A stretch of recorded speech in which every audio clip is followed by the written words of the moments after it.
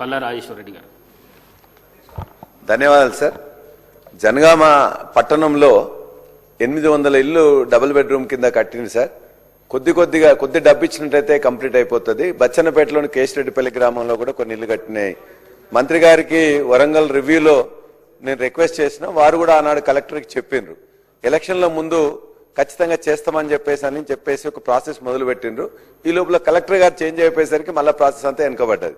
కాబట్టి మంత్రి గారికి నేను దయతో విజ్ఞప్తి, ఖచ్చితంగా ఎవరైతే మీరు ఆల్రెడీ అప్లై చేసుకున్నారో కొంతమంది పోయి ఉంటున్నారు కూడా వితౌట్ పర్మిషన్, వితౌట్ అలాట్మెంట్. కొన్ని ఏమో పైన స్లాబ్స్ పడి కొద్దిగంతా కంప్లీట్ కావాల్సిన దశలో ఉన్నాయి. జనగామ లాంటి ముఖ్య పట్టణంలో కట్టిన వాటిని మనం వేస్ట్ చేయడం అనేది కరెక్ట్ కాదనే ఉద్దేశంతోనే మంత్రి గారు ఒప్పుకున్నారు. దాన్ని మరొక్కసారి మీరు పరిశీలి చేసి ఇప్పించవలసిందిగా నేను కోరుతున్నా. రెండవది, డబుల్ బెడ్రూమ్ ఇందిరమ్మ ఇళ్లకు సంబంధించి సమస్య మీరు అలకేట్ చేసి మీరు లెటర్ ఇచ్చిన తర్వాత వాళ్ళు మొదలు పెట్టుకున్న తర్వాత ఇది L1లో లేదు కాబట్టి వీళ్లకు ఆల్రెడీ వాళ్ళు ఉండే కిరాయి ఇంట్లో వాళ్ళు పక్కా భవనంలో ఉందని చెప్పే ఉద్దేశంతో వాళ్ళని ఆపడం కానీ, వాళ్ళకి ఎప్పుడో కారు ఉంటే వారు కారు అంటే వాళ్ళు ఏదన్నా డ్రైవర్గా ఉండి అది తీసుకున్నట్లయితే వాళ్ళకి ఆ విధంగా వెహికల్ ఉంది కాబట్టి ఉద్దేశం ఉన్న దాన్ని కూడా ఆపేస్తున్నారు. L3లో ఉన్నది L1లో లేదు అని చెప్పేసి. కాబట్టి ఒకసారి మీరు ఆర్డర్ ఇస్తే, ప్రభుత్వం ఆర్డర్ ఇచ్చిన తర్వాత వాళ్ళు కట్టుకోవడం మొదలు పెట్టిన తర్వాత మధ్యలో ఆపడం అనేది కరెక్ట్ కాదు. వాళ్ళ బిల్స్ ను వెంటనే వేయించాల్సిందిగా కోరుతున్నారు. మూడోది, 3500 ఇల్లు మీరు శాంక్షన్ చేస్తూ ప్రతి కాన్స్టిట్యున్సీకి 4.5 లక్షలు ఇస్తామని చెప్పారు. కానీ అలకేట్ అయినాయి 3,24,536 అలకేట్ అయినాయి.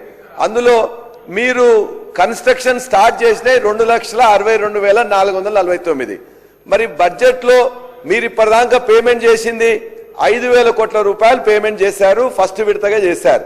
దీనికి సంబంధించిన 12,500 కోట్ల రూపాయలు కావాల్సి వస్తుంది.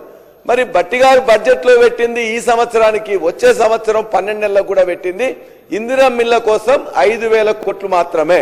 అంటే ఇప్పుడు మీరు శాంక్షన్ చేసి నిర్మాణంలో ఉండే 2,62,449 సంబంధించిన డబ్బులు కూడా వచ్చే బడ్జెట్ లో కూడా పెట్టలే. కాబట్టి మరి వీళ్ళకి ఎట్లా పేమెంట్ చేస్తారు? చివరి ప్రశ్న ఏంటంటే, మరి ఇవే కాకుండా వచ్చే సంవత్సరం కూడా మరి 3,500 ఇస్తామని మినిస్టర్ గారు చెప్పారు. పొంగులేటి శ్రీనివాసరెడ్డి గారు చెప్పినప్పుడు వచ్చే సంవత్సరం కూడా 3,500 చొప్పున ఇస్తాం, ఈ 3,500 అలాగూ ఆ 3,500 అలాగన్నారు.